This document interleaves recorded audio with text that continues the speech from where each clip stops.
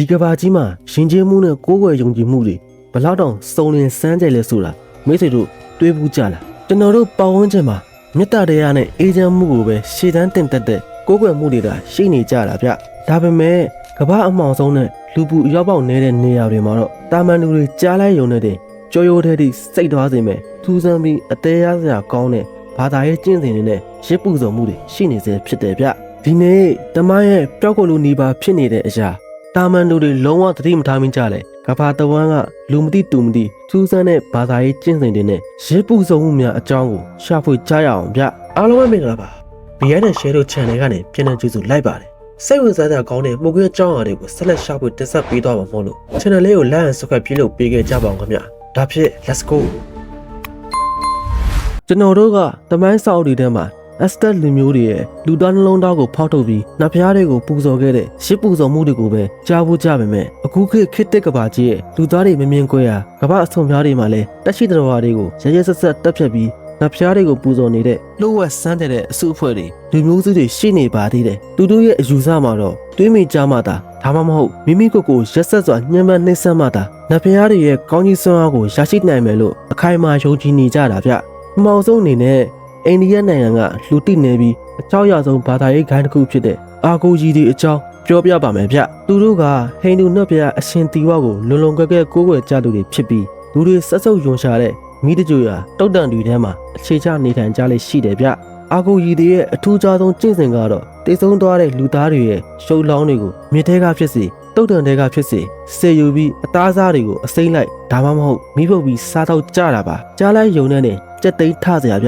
ျဒါတယ်မကသေးဘူးသူတို့ဟာလူတီကောင်တွေရဲ့ဥကွန်တွေကိုခွက်အဖြစ်အသုံးပြုပြီးရှင်နဲ့အရက်တွေကိုတောင်းလေးရှိတယ်လို့ခန္ဓာကိုယ်တစ်ခုလုံးကိုလည်းလူတီမီတချူယာကထွက်လာတဲ့ပြတွေကိုလေးကျန်ထားလေးရှိပါတယ်သူတို့ရဲ့အတွေးခေါ်ကတော့လောကမှာတန့်ရှင်းခြင်းညစ်ပတ်ခြင်းဆိုတာလူတွေတတ်မှတ်ထားတဲ့ပညာချက်တစ်ခုတာဖြစ်ပြီးအရာအလုံးဟာတီဝနှက်ဖျားကနေလာတဲ့တသားတဲ့အရာတွေပဲလို့တက်တည်ပြဖို့အတွက်ဒီလိုအစွန်းရောက်ကျင့်စဉ်တွေကိုကျင့်ကြံနေကြတာဗျဒုတိယတစ်ခုကတော့အင်ဒိုနီးရှားနိုင်ငံကဆူလာဝီစီကျွန်းပေါ်မှာရှိတဲ့တိုယာဂျာလူမျိုးတွေရဲ့ထူးဆန်းတဲ့ဇာပနာကျင့်စဉ်အကြောင်းပြသူတို့ဟာမိသားစုဝင်တယောက်တည်ဆုံးတဲ့အခါချက်ချင်းမြမြို့တကြိုချင်းလုံးဝမလုပ်ပါဘူးအလောင်းကိုအနံ့တက်မထွက်အောင်မဖလင်းစေးတွေထိုးပြီးမိမိတို့ရဲ့အိတ်ခမ်းထဲမှာတင်လားချီနှစ်ချီကြောင်းတူထားရှိတတ်ပါတယ်သူတို့ရဲ့အယူဆမှာအလောင်းကိုလူတေလို့မတတ်မှတ်ပဲခက်တာဖျားနာနေတဲ့မိသားစုဝင်တယောက်လိုပဲသဘောထားပြီးနေ့တိုင်းထမင်းကျွေးတာစကားပြောတာအဝတ်စားတွေလဲပေးတာအပြင်စီကရက်ကိုတောင်တိုက်လေးရှိပါတယ်ပို့ပြီးတုံလုံးစရာကောင်းတာကနှစ်နှဲငယ်ကြာတိုင်းမာလီဆိုတဲ့ပွဲတော်ကိုကျင်းပါပြီးတကြိုထားတဲ့အလောင်းတွေကိုဘူးထဲကနေပြန်ထုတ်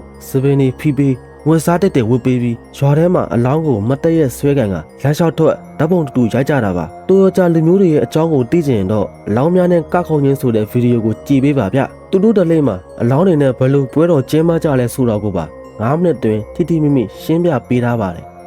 ်နောက်တစ်ခုကတော့တတဝါတွေကိုအစိုးရပြုံးလိုက်တက်ဖြတ်ပြီးရစ်ပူစော်လေးရှိတဲ့ဒလေးရှိတယ်ဗျအဲ့ဒါကတော့နီပေါနိုင်ငံမှာကျင်းပလေးရှိတဲ့ဂါတီမိုင်းပွဲတော်ဒီပွဲတော်ကို9နှစ်တစ်ကြိမ်ကျင်းပလေးရှိပြီးစွမ်းအားရှင်နှက်ဖျားမှဂါတီမိုင်းကိုပူဇော်ဖို့အတွက်ကျွဲတွေစိတ်တွေကြက်တွေအပါဝင်တက်ချီတတော်ပေါင်း9သိန်းနီးပါးကိုပါရပိုင်းတွင်းမှတင်ဓမာကြီးတွေနဲ့ခေါင်းကိုဖြတ်ပြီးအစိုးရပြုံးလိုက်ရစ်ပူစော်ကြတာဗျပွဲတော်ကျင်းပတဲ့ကွင်းမြင့်တစ်ခုလုံးဟာတတော်တွေရဲ့တွေးရိုင်နေနဲ့ရဲရဲနေပြီးလိမ့်ဆန်ခွင့်ရလှုပ်ရှားသူတွေကကဘာတဝမ်းစီကနေဘလောက်ပဲကန့်ကွက်တားဆီးပါသည်သူတို့ရဲ့ယုံကြည်မှုအရတွေးပူစော်မှသာဘေးရန်နဲ့ကင်းဝေးမယ်ဆိုပြီးဒီကျင့်စဉ်ကိုအခုတက်ထိဆက်လက်လှုပ်ဆောင်နေကြတာပါအလားတူပဲအာဖရိကနောက်ပိုင်းတိုကိုနဲ့ဘီနစ်နိုင်ငံတွေမှာခက်စားတဲ့ဗူဒူးဘာသာရေးကျင့်စဉ်တွေမှာလည်းလူတိနေတဲ့လှုပ်ဝက်ချက်တွေရှိနေပါတယ်အထူးသဖြင့်အခိုင်ဆိုမိုလို့ခေါ်တဲ့ဗူဒူးအတုံးဆောင်ပစ္စည်းတွေရောင်းချတဲ့ဈေးကြီးမှာဆိုရင်ကြားကောင်းကုန်တွေငွေကြေးကုန်တွေစင်စွယ်နဲ့အပြတ်လူတီအယိုးတွေကိုပါတရားဝင်ရောင်းချနေကြတာပါသူတို့ကနာမကျန်းဖြစ်တဲ့အခါ